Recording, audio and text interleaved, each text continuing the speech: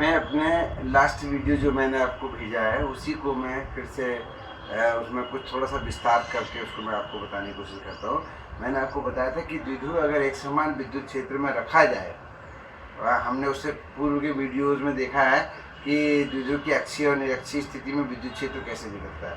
अब अगर द्विध्रुव ही किसी विद्युत क्षेत्र में रख दिया जाए तो वो विद्युत क्षेत्र दो प्रकार का हो सकता है। बाह्य विद्युत क्षेत्र में, बाह्य विद्युत क्षेत्र में द्विध्रुव, बाह्य विद्युत क्षेत्र में द्विध्रुव। तो बाह्य विद्युत क्षेत्र दो प्रकार का हो सकता है, एक समान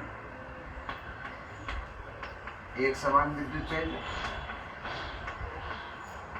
यूनिफॉर्म इलेक्ट्रिक फील्ड, और दूसरा असमान विद्युत क्षेत्र। एक समान विद्युत क्षेत्र में द्विध्रुव अगर रखेंगे तब क्या होगा, असमान विद्युत क्षेत्र में रखेंगे तब क्या होगा। चलिए पहले एक समान विद्युत क्षेत्र की ही बात करते हैं कि एक समान विद्युत क्षेत्र में द्विध्रुव का क्या होगा। ये मैंने एक समान विद्युत क्षेत्र दिखा दिया, ई है वाले विद्युत क्षेत्र की तीव्रता ई है, और इसमें ये मैंने द्विध्रुव रख दिया है इस प्रकार से कि माइनस क्यू आवेश इधर है और प्लस क्यू आवेश इधर है, और इसकी बीच की लंबाई 2l है। और ये जो द्विध्रुव की दिशा है, ये देखिए द्विध्रुव की डायरेक्शन ये है, this is the direction of P, और डायरेक्शन ऑफ E हो गया, तो P और E के बीच का एंगल भी हमने ले लिया। मैंने द्विध्रुव का नाम AB रख दिया है। और अब देखिए जैसे ही द्विध्रुव विद्युत क्षेत्र में रखा जाएगा, this is the direction of E and this is the direction of P, तो E और P के बीच का जो कोण है वो थीटा है। यानी कि हम इसको कह सकते हैं कि हमने द्विध्रुव को एक समान विद्युत क्षेत्र में थीटा के एंगल पर रखा है। तो थीटा यहाँ पे जब भी कहेंगे द्विध्रुव का एंगल का माने द्विध्रुव के वेक्टर P का और वेक्टर E का एंगल के बीच का एंगल, और वेक्टर P की डायरेक्शन किधर को लेंगे, माइनस क्यू से प्लस क्यू। चलिए अब जैसे ही हम विद्युत क्षेत्र में द्विध्रुव को रखते हैं तो प्लस क्यू चार्ज पर हमेशा एक बल लगता है QE विद्युत क्षेत्र की दिशा में, और माइनस क्यू पर लगेगा QE, उतना ही बल लगेगा QE लेकिन विपरीत दिशा में लगेगा। और ऐसे दो बल जब कभी भी किसी वस्तु पर दो बराबर, मान लो ये एक लेमिना है, इस पर इधर की तरफ एक बल F लग जाए और ठीक ऐसे ही बल इधर की ओर लग जाए F, तो हम कहेंगे बल युग्म लगा है, इसको कहेंगे बल युग्म, ये बल युग्म कहलाता है। तो ऐसे ही यहाँ पर भी बल युग्म लग गया।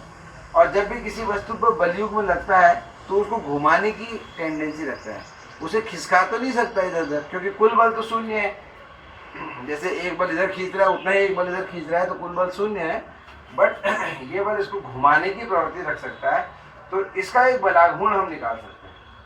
तो अब देखिए द्विध्रुव के बारे में हम जानते हैं, द्विध्रुव पर कुल आवेश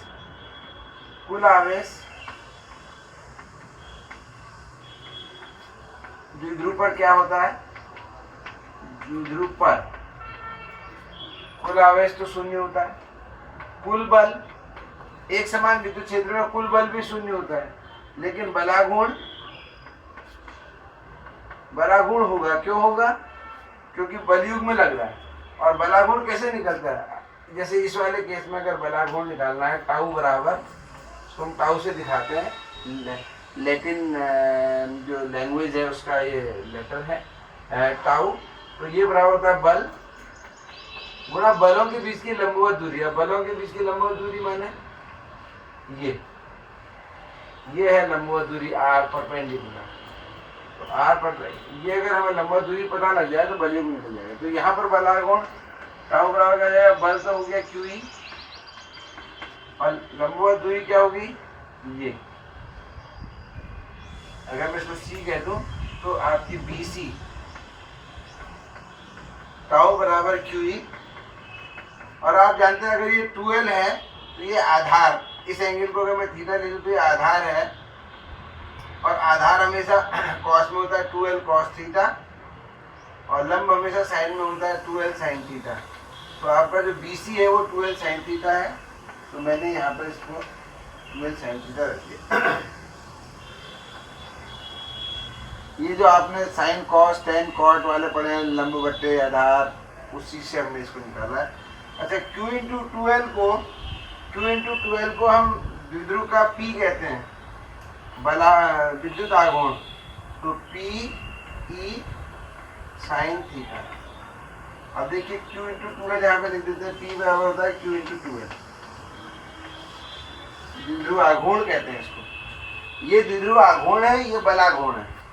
तो इस प्रकार जब भी कोई द्विध्रुव एक समान विद्युत क्षेत्र में रखा जाएगा तो उस पर कुल बल QE कैंसिल शून्य हो जाएगा, कुल आवेश प्लस Q माइनस Q शून्य हो जाएगा, लेकिन उस पर एक बलाघूर्ण काम करेगा और इस बलाघूर्ण का जन्मदाता जो है वो है बलयुग्म, बराबर और विपरीत बल। और कोई भी बलयुग्म कितना बलाघूर्ण उत्पन्न करेगा तो वो सूत्र है PE साइन थीटा। अब देखिए किसी भी द्विध्रुव का जो कि प्लस Q माइनस Q से मिलकर बना है, जिसकी लंबाई 12 है, उसका P तो 2QL फिक्स ही है, एक समान विद्युत है, E भी फिक्स है। तो आप देखिए बलाघूर्ण थीटा पे डिपेंड कर रहा है। इसका माना द्विध्रुव विद्युत क्षेत्र में किस एंगल पर रखा है उसके आधार पर बलाघूर्ण होगा। अगर मैं टाउ बलाघूर्ण और साइन थीटा के बीच में ग्राफ खींचूं तो क्योंकि ये साइन वक्र है तो एकदम साइन हमें वक्र मिलेगा ग्राफ देखने को इस प्रकार से। इसका माने थीटा शून्य तो टाउ शून्य, थीटा 90 तो टाउ PE, क्योंकि साइन 90 होने जाएगा, टाउ PE के बराबर जाएगा। फिर थीटा 180, टाउ फिर से 0, फिर थीटा 270 तो दूसरी डायरेक्शन में नेगेटिव माइनस PE, और थीटा 360 फिर से 0। इसका माने अगर मैं डायपोल को इलेक्ट्रिक फील्ड में घुमाऊं तो डायपोल माने शुरू में माइनस Q यहाँ पर है, प्लस Q यहाँ पे ये है, तो शून्य एंगल है। ऐसे घुमाऊंगा एंगल बढ़ता जाएगा, ये 90 हो गया, और जैसे ही 90 होगा डायपोल पर जो बलाघूर्ण होगा वो अधिकतम होगा PE। फिर मैं ऐसे ले जाऊंगा, घुमा के मैंने ऐसे कर दिया, अब एंगल हो गया 180, तो साइन 180 की वैल्यू 0 थी तो बलाघूर्ण शून्य, और फिर ऐसे घुमा के और वापस मैंने इसको ऐसे कर दिया तो ये फिर से बलाघूर्ण मैक्सिमम लगेगा, डायरेक्शन बदल जाएगी।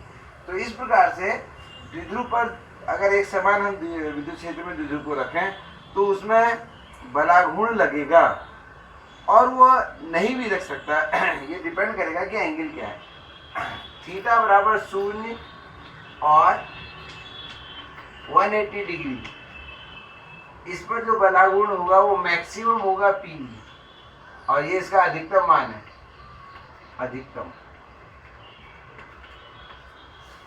और थीटा बराबर 90, सॉरी ये इसका,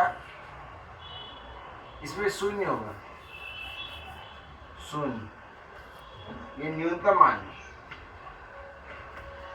और थीटा बराबर 90 और 270 में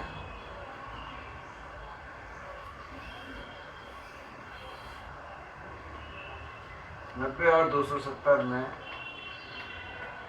ये अधिकतम होगा टाउ, और कितना होगा इसका मान P इंटू E।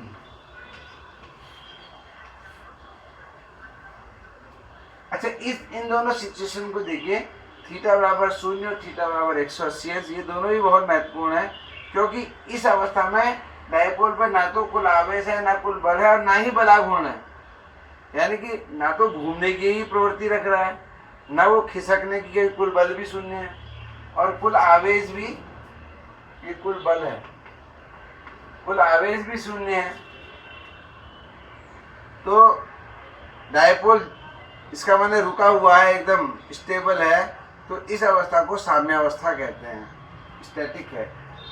और 180 अंश में भी ऐसे ही होता है, लेकिन इन दोनों में एक बहुत बड़ा अंतर है, ये दोनों साम्यावस्था हैं। जैसे अगर कोई व्यक्ति अपने जीवन में अपने निम्नतम स्तर में पहुंचा हुआ है तो निम्नतम स्तर भी एक साम्यावस्था अवस्था होती है, क्योंकि इसके ऊपर अगर ये हम कभी इसको ले भी जाएं तो वापस भी गिरेगा तो इससे नीचे तो जाएगा नहीं। तो ये साम्य अवस्था कहलाती है। जैसे कुएं के अंदर अगर एक वेल है, जैसे पोटेंशियल वेल, एक कुआं है, उसमें अगर एक मैंने मोती रख दी तो वो मोती यहाँ पर रुक जाएगी आगे। अगर मैं इसको ऊपर खिसकाऊंगा तो पुनः ये यहीं पर आ जाएगी। इसका माने यहाँ पर ये साम्यावस्था में है और स्थायी साम्यावस्था में। लेकिन वही मैं एक इस प्रकार का इन्वर्टेड बाउल है, इसके ऊपर अगर एक मोती को ऐसे रख दूँ, मोती मैंने बीज, कोई दाना, कोई छोटी गोली सी, अगर मैंने उसको ऐसे रख दिया, यहाँ पे रुकी है, लेकिन जैसे ही मैं इसको अगर हल्का सा भी खिसकाऊंगा तो ये सीधे नीचे को गिर जाएगी। तो ये 180 वाली स्थिति है द्विध्रुव 180 स्थिति में कुछ ऐसा होता है, और थीटा बराबर 0 स्थिति में ऐसा होता है। तो ये स्थायी साम्यावस्था है, ये अस्थायी। तो हम कहेंगे थीटा बराबर 0 और थीटा बराबर 180 दोनों ही साम्यावस्था है, लेकिन ये स्थायी है, ये अस्थायी है।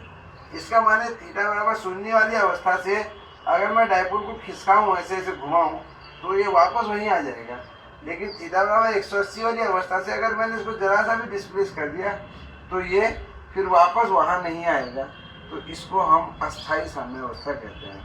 तो ये जो है, हमारे को ये पूरा पिक्चर कंप्लीटली अपने दिमाग में बैठाना है, और इसके बाद फिर आगे का जो टॉपिक है मैं अपने अगले वीडियो में भेजूँगा। आप लोग इसको 1-2 बार देख लीजिए, रिवाइज कर लीजिए और अपने कॉन्सेप्ट को स्ट्रॉन्ग कर लीजिए।